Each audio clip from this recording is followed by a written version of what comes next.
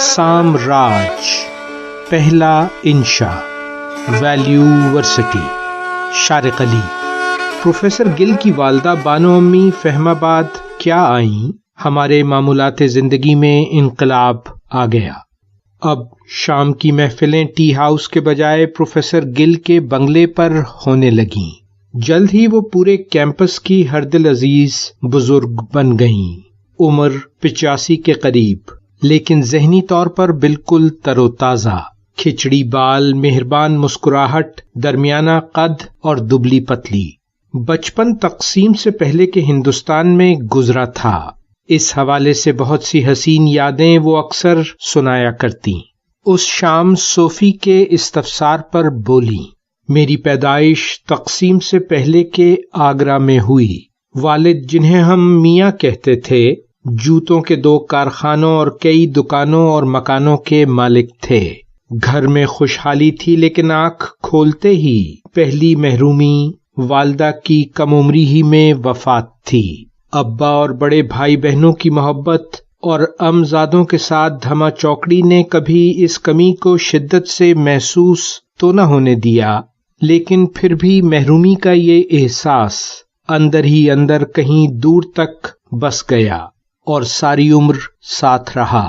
میں تھی بھی بہت چٹاخ پٹاخ اور گڑیا سی لڑکی، والد کو بہت پیاری تھی۔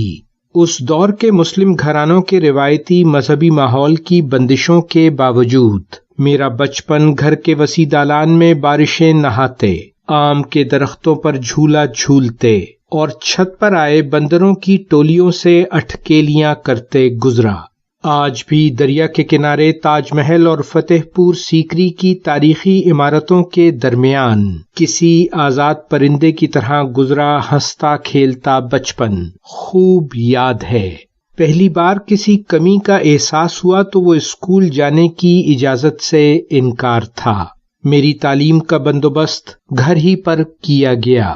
عربی کی روایتی تعلیم اور اردو میں ہر قسم کے لکھنے پڑھنے کی مہارت کے بعد یہ سفر ذاتی طور پر بھائیوں کی اسکول کالج کی کتابوں کو پڑھتے رہنے اور پھر تمام عمر ہر موضوع پر کتابیں پڑھنے سے جاری رہا۔ شاید اسکول جانا میری زندگی کی سب سے بڑی آرزو تھی، جو والد کی محبت ملنے کے باوجود پوری نہ ہو سکی۔ لیکن میں نے اپنے بھائیوں کی اسکول اور کالج کی کتابیں جس شوق سے پڑھیں، شاید انہوں نے خود بھی نہ پڑھی ہوں گی۔ اس محرومی کا نتیجہ یہ نکلا کہ میں نے اپنی اولاد کو علم حاصل کرنے کی محبت ورثے میں دی۔ تمہارے پروفیسر گل سامنے کی مثال ہیں۔ رمز نے کہا، بانو امی کی کہانی انگریز سامراج کے زیر نگیں ہندوستان میں بسنے والی ایک عام زندگی کی بھرپور نمائندہ ہے۔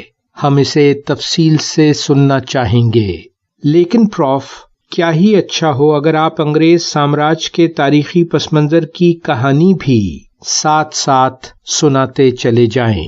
آخر وہ کون سے اسباب اور وجوہات تھیں جن کی بنا پر برطانیہ جیسے چھوٹے ملک نے پورے ہندوستان بلکہ دنیا کے ایک بڑے حصے پر حکمرانی کی؟ اتنے وسیع و عریض علاقے پر حکمرانی کے لیے تو ان کے پاس افرادی قوت بھی مہیا نہیں تھی۔ پھر کیسے وہ ہم سب کو غلام رکھ سکے؟ صوفی بولی، سامراجیت نے اس خطے کے عام لوگوں کی زندگی، ان کی ثقافت، زبان اور معاشرت پر کیا اثرات مرتب کیے؟ پروفیسر گل نے کہا، بہت اچھا خیال ہے۔ یہ گفتگو ہندوستان اور پاکستان میں بسنے والے بہت سے لوگوں کے لیے اپنے ماضی کو سمجھنے اور اس سے سیکھنے کا بھرپور موقع فراہم کرے گی۔ پھر چائے کا بڑا سا گھونٹ لے کر بولے، انگریز سامراجی سلطنت جس پر کبھی سورج غروب نہ ہوتا تھا، ہندوستان ہی سے شروع ہوئی۔ یہیں انگریز نے دنیا پر حکمرانی کے طریقے سیکھے۔ حیرت کی بات یہ ہے کہ وہ معاہدہ جس نے اس خطے کی 200 سالہ قسمت کا فیصلہ کیا، وہ یہاں سے ہزاروں میل دور پیرس میں طے پایا۔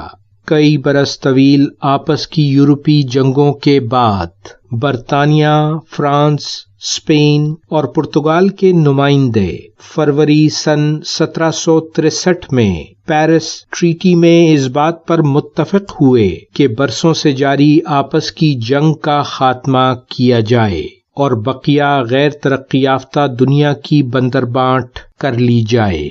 کینیڈا سے افریقہ تک پھیلی ایک وسیع دنیا کو آپس میں تقسیم کر لیا جائے۔ ان مذاکرات میں برطانیہ کی نمائندگی ڈیوک آف بیڈفورڈ نے کی، ایک مغرور اور مفاد پرست انگریز جس نے کبھی ہندوستان کا سفر نہ کیا تھا۔ اس کی عیار سیاسی سوجھ بوجھ نے ان امن مذاکرات سے برطانیہ کے لیے بے حد دور رس مفادات حاصل کر لیے۔ برطانیہ کو ہندوستان پر تسلط کا حق مل گیا۔